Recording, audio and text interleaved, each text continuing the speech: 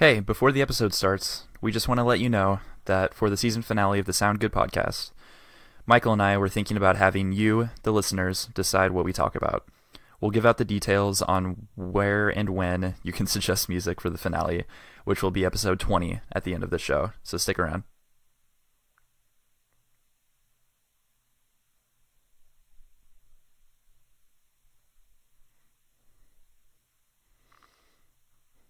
And I'm Micah.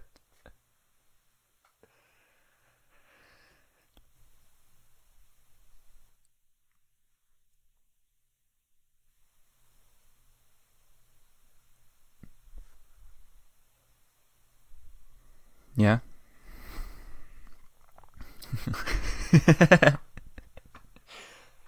You know? Yeah, and I probably should have figured out what it's supposed to be. Um I think you.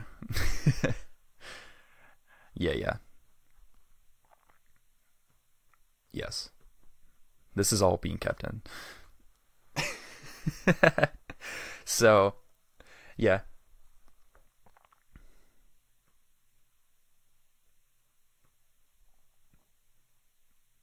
The the non-distinct album that we totally decided which we're talking about first. Yeah, yeah, that one that just played. Yeah, that was a good song, huh? No, so I decided to recommend the second EP by Protest the Hero to Michael. I guess it's technically their first EP as Protest the Hero, but the band started in 1999 as under the name Happy Go Lucky, apparently, and they released a vine. Yeah, yeah, totally. They released a vinyl only 2 song EP as that band.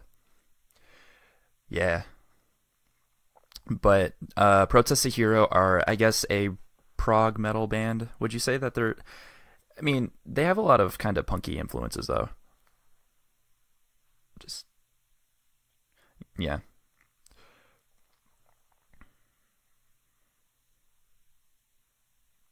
and everything after that too. But so yeah, this album, A Calculated Use of Sound, was released in 2003, I believe. They changed their name to Protest the Hero in 2002, and then came out with this EP. And so, yeah, they've definitely changed a lot since then. And I know Michael had never heard it, so I thought it'd be interesting to see what his opinion of it is, because since they did their weird Bandcamp release of the Pacific Myth EP, they also released really high quality recordings of all their previous work. So I've had it for a while, and I really dig it. But yeah, what'd you think of it, Mr. Guy?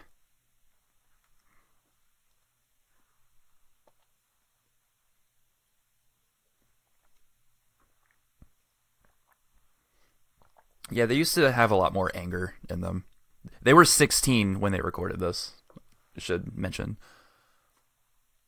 Hmm.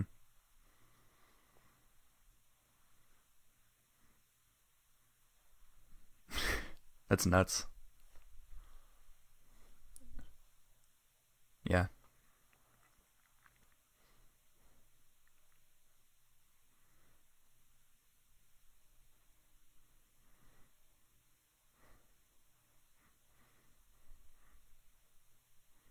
Yeah, I mean, immediately with Kazaya, they drastically changed, I would say.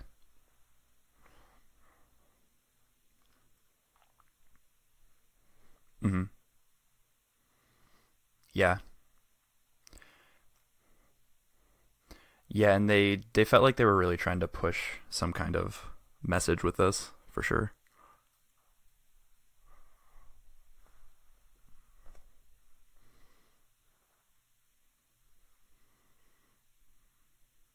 Hmm.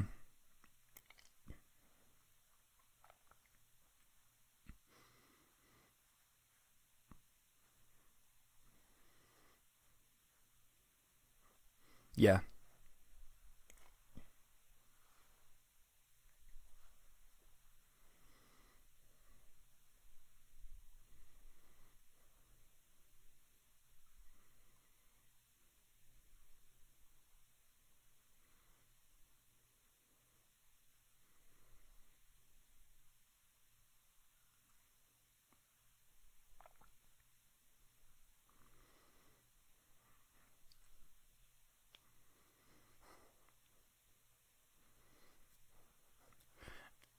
Yeah, he was probably definitely like trying to figure out even what he wanted to do with it.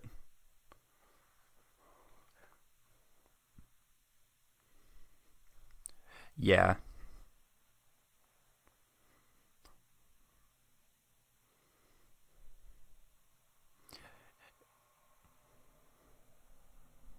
Mm-hmm.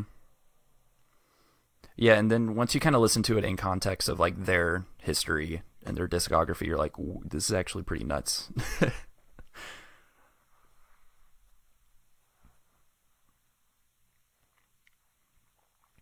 Yeah, and it's really interesting because you can definitely hear all the like kind of budding, like they're all the things they're gonna do in the future because it is there still. It's just not developed at all.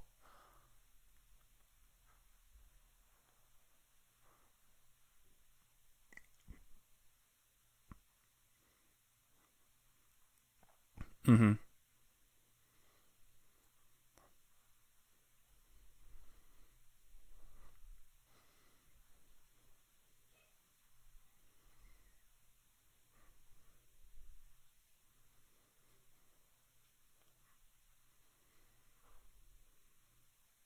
Absolutely.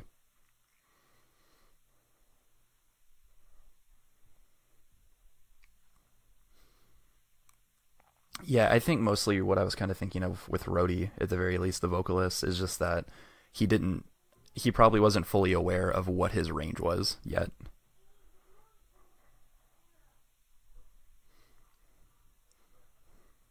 Yeah, because yeah, like for all intents and purposes, like he's a insane vocalist now. He has an insane range, and eventually they didn't do it too much. And I swear, my voice disappears the second we start the show. Um, they didn't do it a ton in Kazaya, but like starting with Fortress and onwards, they even added some screaming vocals, and then that like I think Fortress is where he ends up like going for the really high register stuff, like on Sequoia Throne. But yeah, this is great. Yeah, I do too. Hmm. Did he scream a ton though? Like he yelled, but I don't think he went for any like kind of guttural anything. Yeah. Hmm. Yeah.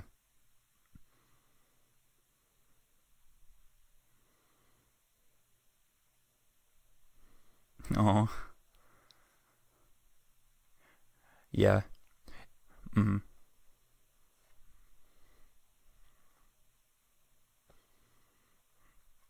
Yeah, it's pretty cute actually. They didn't upload this EP for like I think public listening because it was just like a physical thing in the past, you know. I think they uploaded this for the Pacific Myth, and reading the description, so this was probably posted in like 2015, I want to say, so like 3 years ago, and it's they just said, yeah, after Kazai was released, we were pretty embarrassed of this album because we matured a lot, and it's like I don't think you have to be that embarrassed, but I mean they said that it does bring back fond memories. They kind of go back on that towards the end of the description, but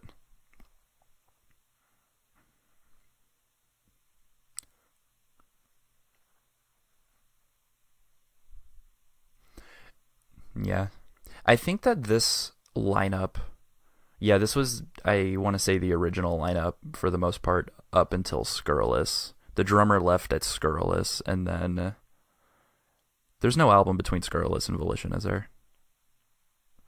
Yeah, and then in that brief weird period, their bassist left.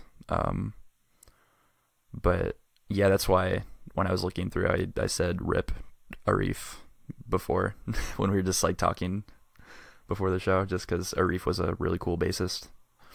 He was, yeah, I mean, he was a bassist on everything up through Scurrilous. Did some cool solos in there. Oh, but yeah, in terms of like, yeah, I don't know if they lost their political charge at all, but I mean, there was like, yeah, there was a weird. I think they've kind of been coming back to that. Like, I'd be interested to see if Rhodey wrote most of these lyrics because after this, I want to say Arif and other band members wrote a lot of the lyrics, and like for Fortress in particular, Arif was really into pagan imagery and stuff, so that's where all that came from. You know, like goddess bound and everything. Yeah. God, I always forget about the cat. Yeah, you can only catch it if you really listen to like the instrumental version. Well, that's the only place I caught it. Only in the instrumental version. Um, but yeah, I know that since Arif left, Rhodey's taken over completely on vocal writing, and I guess Pacific Myth was a departure, but Volition was super politically charged for sure. Um, Volition was 2015, I want to say. Yeah, it shows that, yeah, the instrumental album was released in 2016, I think. So, um, yeah, I don't know. And so, I mean, they are Canadian also, so that it's not a universal thing. There's a really cool song about laws in regards to pit bulls on Volition that I really enjoy. Um, but you know, a calculated use of sound in general, that name, there's a like weird spoken word part of the first song on this album where he lists out the definition of terrorism, which is a calculated use of violence. So that's kind of, so this is kind of like musical terrorism is kind of what they're going for. Yeah. So cute.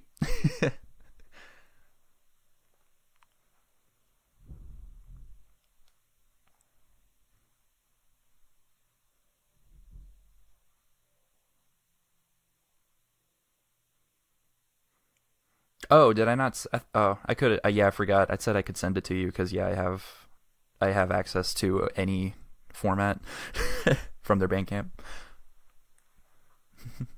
Rip. You could have been listening to Flax, dude.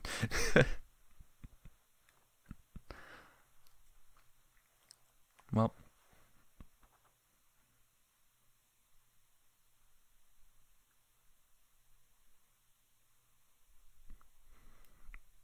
I feel like it was probably yeah Red Stars over the Battle of the Cowshed.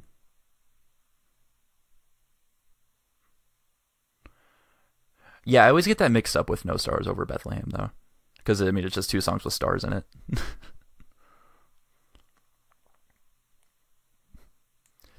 Yeah, and don't forget about the last song. I am Dmitry Karamazov, and the world is my father. Like I don't know what the fuck it means. Yeah,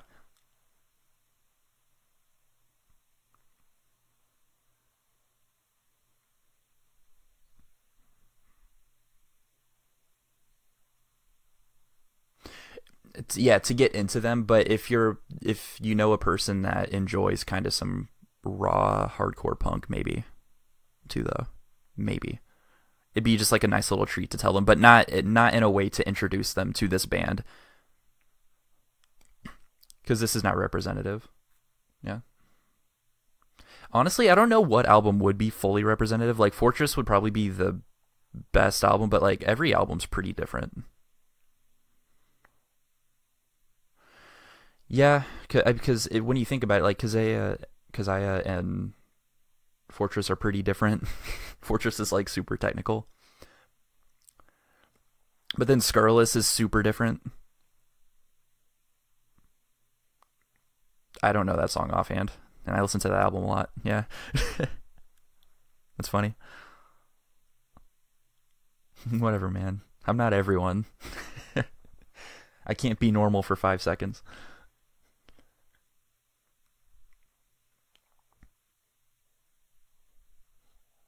Yeah, this is basically kind of like the oh, I'm just being an asshole. I'm sorry. Yeah, you could probably say this is kind of like the silent circus of Protest a Hero, you know, between the Bear to Me. Reset the clock.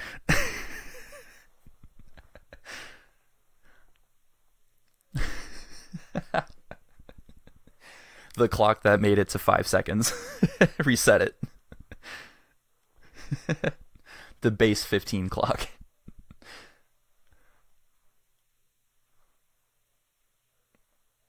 Oh, what was your favorite song?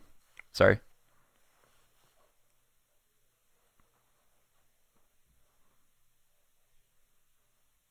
Okay, that's fair. Hmm. Yeah, I figured we should probably remember to ask that. Yeah. Okay, so yeah, moving on to the album you made me listen to.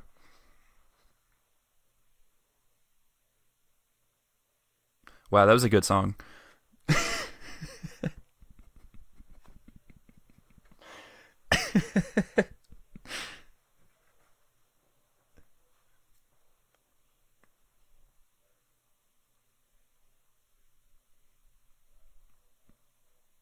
Okay,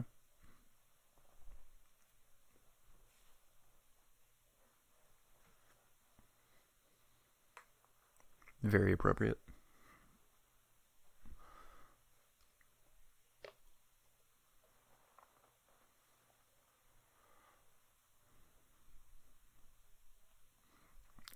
Okay,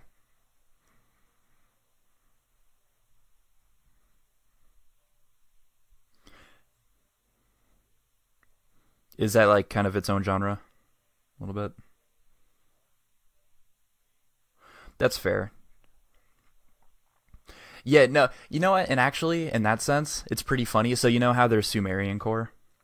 I guess well they're off of it now, but I would say Dance Gavin Dance. It's pretty hilarious because like you always have those labels that have the core thing because like sometimes labels have like they either have a sound or they make bands have a certain sound so people know when they see that label they're going to get a certain sound. And Dance Gavin Dance are kind of like what the periphery are to Sumerian, where it's like I guess they're in there, but like they're the really good version of that, but periphery left Sumerian. So I can't really make that analogy anymore.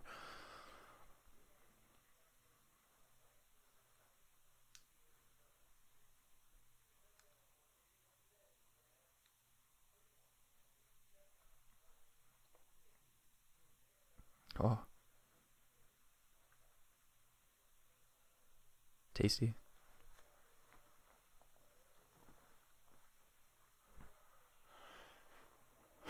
What do you think of it? Thanks, thanks, Barry. I was almost a sound good sandwich.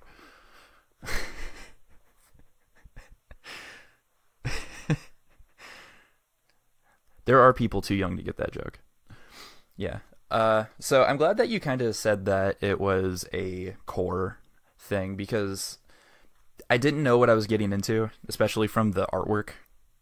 The artwork is not reflective of the sound of the music, like at all. I think. Um, so right away from the first track, I was on board 100%. It was really cool. Hang on, I'm just gonna pull up the album so I can look at the track names. I'm not gonna like try to talk around it while I do it and just be diverted. So yeah, the first track, Antarctica. Not particularly that that track is good. It's, I mean, it is really good, but it's not like the best song on the album. It's just that that being the opener for me, having no clue what it is. Oh my god, are you serious, Michael? I'm so sorry. We have to pause. Okay. Coming into having no idea what this band would sound like, the I don't know. I wasn't ready for, I guess, the mix of kind of really double bass driven, chuggy guitars with synth, but also behind a, I don't know, what kind of vocalist would you say that they have? I don't really, eh, sure. Yeah. I guess clean metalcore singing, whatever comes from that. Post hardcore singing. Yeah, my bad, not metalcore. Yeah, yeah, hardcore singing. Yeah, yeah. It's kind of like when you hey, it's really fine music right there. You mind if I like make it bad? No, I'm sorry. Sorry. No, this guy's great.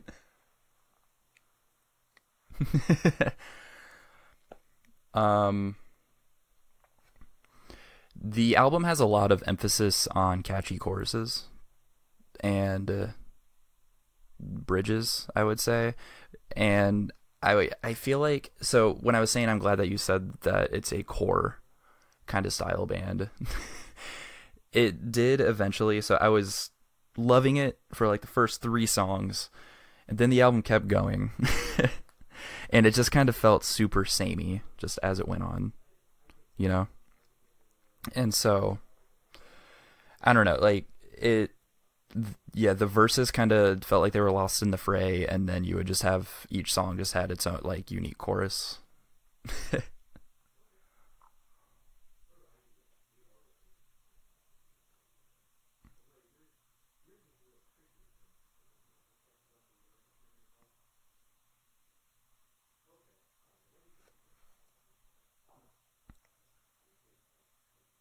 Hmm.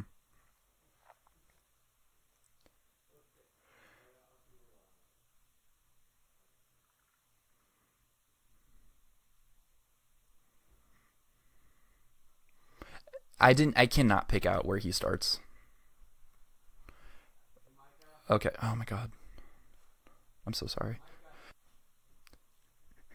That always cracks me up when you have a special, quote unquote, special guest singer, and you credit them, and it feels like it's mostly just to get people to come into the album.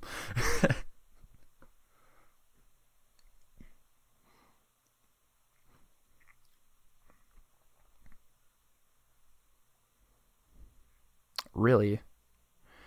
Well, that yeah, and Lionskin has two guest singers, him and Tyler Carter.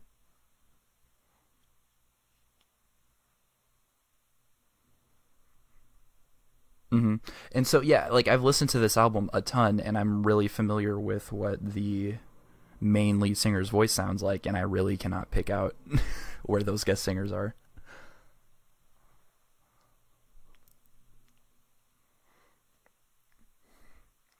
Really?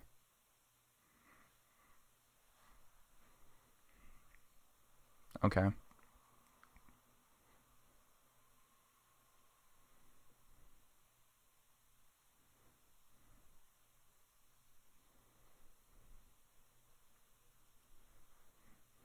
Yeah.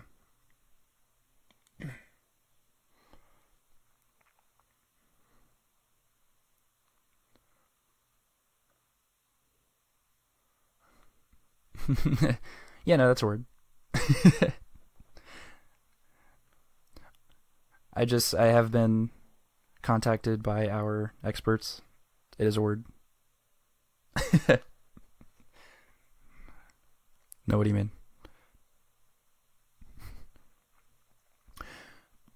Yeah, the only other band I can think of that. So it's funny. So you've mentioned that this band, Hands Like Houses, has kind of devolved a little bit since this. In what way?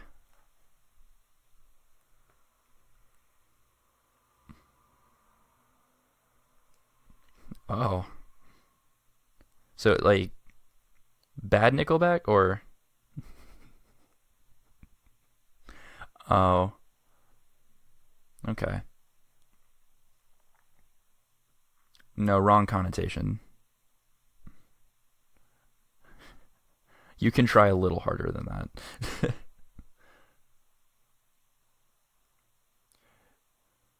Do you mean like modern Shinedown? Yeah, it's fine. We can just say that. Yeah. Yeah, and so it that really cracks me up just because when I was listening to these guys, there's like a really big emphasis on synth in a lot of the kind of soaring choruses too, you know? And it's really cool just cuz as the oh, I can never think of I like how we both play guitar and there's a lot of times where we just kind of lose kind of technique terms a little bit on certain like ways scales are played. But like I don't know, there's maybe just the way that they're kind of climbing the scale in choruses. It's yeah, whatever. The synth follows it pretty well, and Um, the way that they did that, holy shit. The way that they do that reminded me a lot of a band called Adestria that I like to listen to here and there. They're really similar. I don't think that they were ever on Rise Records. I think they were a little more obscure. They were from like early 2000s, I think. But I think since I don't know that they are still together, but they also started out really similar to this. They did have a screaming vocalist as part of the band, but they were really similar in the way that it was really focused on kind of power chordy distorted guitar with double bass, synth, and a clean vocalist, but then they also had the flavor of a screaming vocalist. But then the very next album, they went like pure butt rock. 100% butt rock. And I think that they stopped being a band after that. Like they immediately failed. Oh, they were on Razor and Tie Records, so that's really bizarre. That's the label that Lamb of God is on, I want to say. That's really weird. But yeah, in that sense, I don't know that I really have a favorite song from the album just because all the songs are pretty similar. Like I would probably just pick out Antarctica just because it's a really strong opener. I don't think I will say, yeah. No, you're fine. I didn't mean to cut you off. I will say that The Sower, the final track, isn't particularly interesting. It would not really, they didn't really back on our reset this clock. Yeah, closers are super important. Because it just felt like it was still just kind of writing the sameness that the whole album was, and so you finally get to that, and you're just like, is this album almost over? Oh, that was the last song. Oh, oh shit. But yeah, so it really bums me because stuff like this, I'm just always like, you guys are almost there. This could be the most incredible thing ever.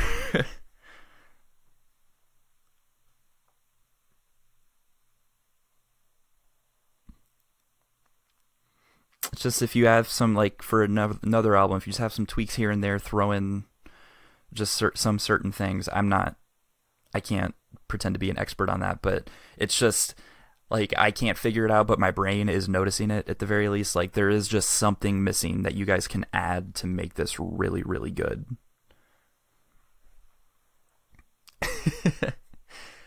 Like I think if they got just a little I mean, yeah.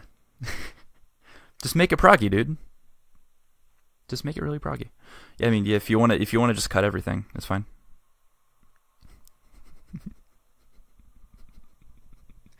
Hey everybody, so thanks for listening to the sound. Do you wanna? Oh. Oh, is this gonna be all kept in now? Damn. Then I think you kind of brushed it off. There are a lot of moments, like I texted you about this, there's a lot of moments where this lead singer, probably should have caught his name. Yeah, okay, well, anyway. Are we gonna at them now? Oh, that's just mean. But a lot of times,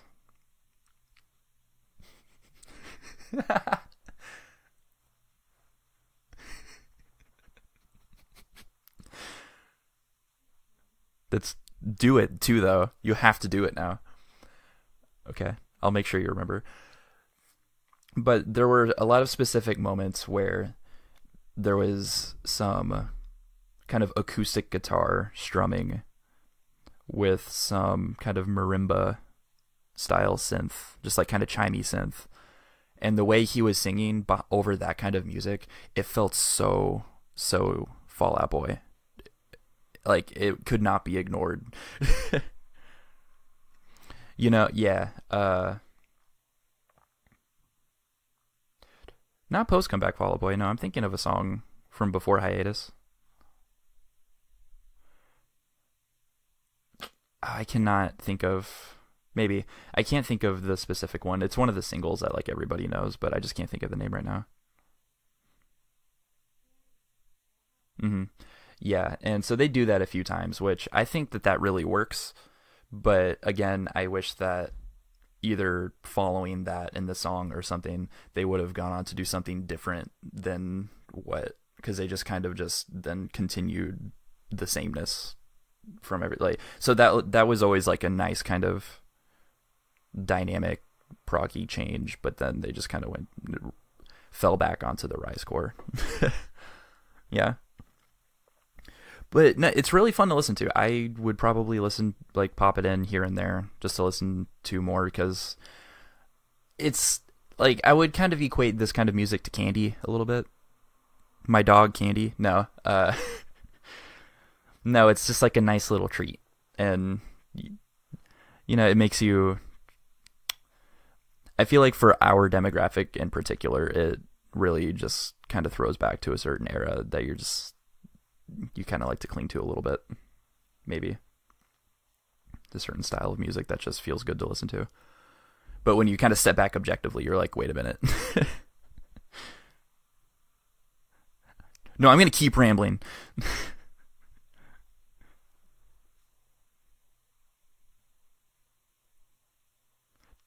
Are we gonna do a break so we can actually talk about the thing? Okay.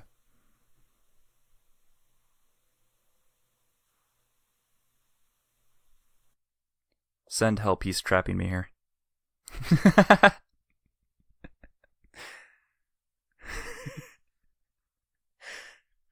I had no choice. He won't let me leave.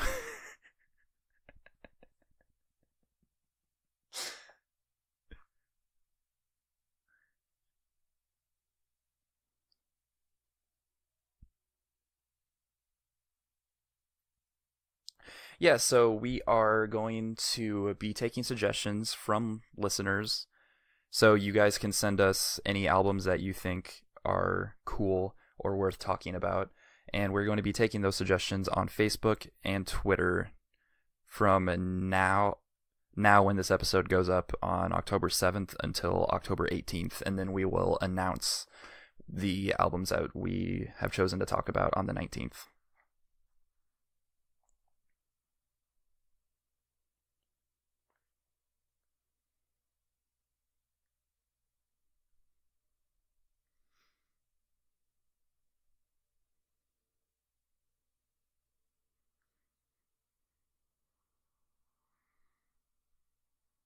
Or if there's a band that you like, you want to get out there.